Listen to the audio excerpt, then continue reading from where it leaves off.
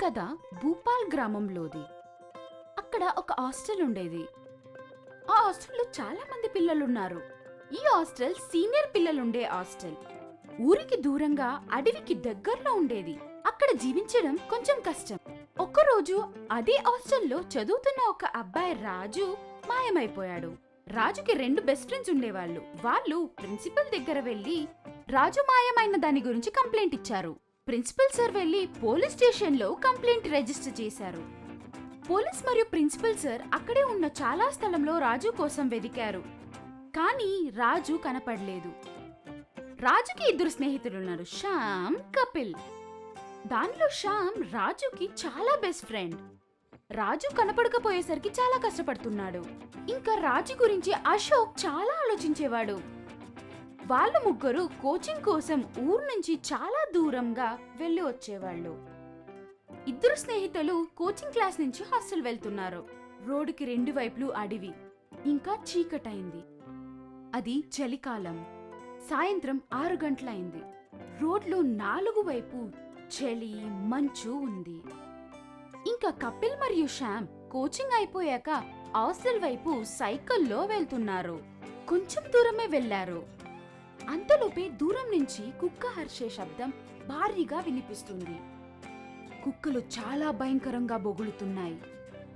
ఎవరో దాన్ని కొట్టినట్టు. ఆ అడవిలో నుండి చాలా భయంకరమైన శబ్దాలు వినిపిస్తున్నాయి. శ్యామ్, ఈరోజేదో కొత్తగా ఉందేంటి? కుక్కలు చూడు ఎలా అరుస్తున్నాయో. అడవిలో ఎవరైనా ఉన్నారేమో. అవును కపిల్, అడవిలో దొంగలు ఉండొచ్చు. అడవిలో చెడ్డ ఆత్మలు కూడా ఉంటాయని నేను విన్నా. అదిగో అటు చూడు, ఏదో భయంకరమైన శబ్దాలు వస్తున్నాయి. వాళ్ళిద్దరూ ఇంకా స్పీడ్ గా తోలడం మొదలెట్టారు. అంతలోపే అక్కడ పెద్ద ఆశ్చర్యం ఒక్కటి జరిగింది. వాళ్ళిద్దరూ వేగంగా సైకిల్ తోలుకుని వెళ్లే సమయంలో రాజు వాళ్ళిద్దరిని క్రాస్ చేసి వెళ్తాడు. రాజు ఆగు, ఆగు రాజు ఆగు, ఎక్కడికి వెళ్తున్నావు? అరే నా మాట విను. అరే రాజు. రాజు ఆగడం లేదు, అడవి వైపు వెళుతున్నాడు. ఒకవేళ ఏదైనా కష్టంలో ఉన్నాడేమో. కపిల్, రాజు ఏదో ఆపదలో ఉన్నాడనిపిస్తోంది. మనం వెళ్ళి సహాయం చేద్దాం. శ్యామ్, నువ్వు సరిగ్గా చెప్పావు. రాజు ఏదైనా ఆపదలో ఉన్నాడేమో. మనం వెళ్ళి ఆదుకోవాలి. వాళ్ళు అడవి వైపు సైకిల్లో వెళ్తున్నారు. అడవిలో 4 వైపు చలి, మంచు కూడుకునుంది. 2 సైకిల్ వేసుకుని అడవిలోకొచ్చారు. వాళ్ళ కాళ్ల శబ్దంతో పాటు గాలి, ఆకుల శబ్దం భయంకరంగా ఉంది. ఆ ప్రదేశమే భయంకరంగా ఉంది. కపిల్, ఈ అడవి భయంకరంగా ఉంది. మనం వాడితో పాటు ఉండాలి. చూడు, అక్కడేదో ఇల్లుంది. రాజు అక్కడికి వెళ్ళాడో ఏమో. పద, వెళ్ళి చూద్దాం. వాళ్ళు ఆ గుడిసెలోకి వెళ్ళిన వెంటనే భయంతో అరవడం ప్రారంభించారు. శ్యామ్, ఇక్కడ ఈ ఇంట్లో ఎముకలు ఎలా వచ్చాయి? మనం ఇక్కడి నుండి వెంటనే వెళ్ళిపోవాలి. ఇక్కడ ఏదో ప్రమాదం ఉంది.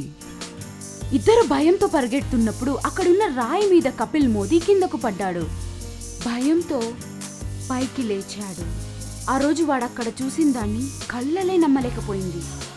రాజు శరీరం పూర్తిగా భూమిలోపు వెళ్ళిపోయింది. తన తల మాత్రమే కనిపిస్తుంది. తల నుండి కళ్ళు బయటకొచ్చున్నాయి. వెంట్రుకలంతా రక్తమైంది. ఇవన్నీ చూసి కపిల్ మాట్లాడలేకపోయాడు. తన శక్తినంతా ఉపయోగించి కపిల్ అరుస్తాడు. శ్యామ్, నువ్వు వెంటనే తిరిగిరా. చూడు ఇక్కడ ఏం జరిగిందో. కపిల్, ఎందుకు గట్టిగా అరిచావు? శ్యామ్ పరిగెత్తుకుంటూ వచ్చి నోరు తెరిసి రాజును చూసుకుంటూ నించున్నాడు. కాసేపు అయ్యాక గాలి చాలా వేగంగా వచ్చింది. పక్కన ఉన్న దయ్యాలు ప్రత్యక్షమయ్యాయి. 4 పక్కలు దయ్యాలొచ్చి భయంకరంగా అరుస్తూ భయపెడుతున్నాయి. కపిల్, ఒక్కసారిగా ఎన్ని ఆత్మలా! నేను ఇంతకుముందు ఎప్పుడూ చూడలేదు. ఇవాళ మనం చావడం ఖాయం. అరుస్తున్నాయి, నవ్వుతున్నాయి, భయంకరంగా ఉంది. ఇద్దరికి అనిపించింది మనం ఇంకా బతకము అని. తర్వాత ఆ ఆత్మ కపిల్ దగ్గరకొచ్చాయి. ఓ భగవంతుడా, మమ్మల్ని ఎలాగైనా కాపాడు, మమ్మల్ని రక్షించు. అదే సమయంలో భయంకరంగా ఏదో ఒక అగ్ని వచ్చి ఆత్మ మీద వెళ్లి పడింది. ఈ అగ్ని తేజస్సు ప్రకాష్ వేసుకున్న ఓం లాకెట్ నుంచి వస్తుంది. ఇంకా ఈ ఆత్మ భయంకరమైన అగ్నితో రగులుతున్నాయి. ఇద్దరు వాళ్ళ సైకిల్ తీసుకుని ఫుల్ స్పీడ్లో హాస్టల్ వైపు వెళ్తున్నారు. హాస్టల్కి వెళ్లిన వెంటనే నెమ్మది ఊపిరి తీసుకున్నారు. వాళ్ళిద్దరూ భయపడుతున్నది చూసి ప్రిన్సిపల్ అన్నారు, కపిల్, ఏమైంది? మీరెందుకు ఇంతగా భయపడుతూ ఉన్నారు? ఎందుకు ఇంతగా రొప్పుతూ ఉన్నారు? సార్, మేము రాజు అడవి వైపు వెళ్ళడం చూశాము. ఇంకా మేము అడవికి వెళ్ళామా, రాజు అక్కడ నేలపై పడి ఉన్నాడు. ఆత్మలు మాపై దాడి చేశాయి. చాలా కష్టపడి ప్రాణాలు దక్కించుకున్నాం. పిల్లలు, మీరేదో భయపడి ఉంటారు. వెళ్ళండి, మీరు మీ రూమ్కి వెళ్ళండి. రేపొద్దున పోలీసు వాళ్ళని పిలిపించి అడవిలో వెతికిస్తాను నేను. ఒకవేళ రాజు అక్కడ ఉంటే తీసుకువస్తారులే. ఆ రోజు రాత్రి వాళ్ళకి నిద్ర రాలేదు. అక్కడ నడిచిన సంఘటనల గురించి ఆలోచిస్తున్నారు వాళ్ళిద్దరూ. మరుసటి రోజే వాళ్ళ ఫ్రెండ్ హాస్టల్కి వచ్చేశాడు. ఇద్దరూ చాలా సంతోషపడ్డారు. ఏం జరిగిందో కానీ రాజు మనకి దొరికాడు.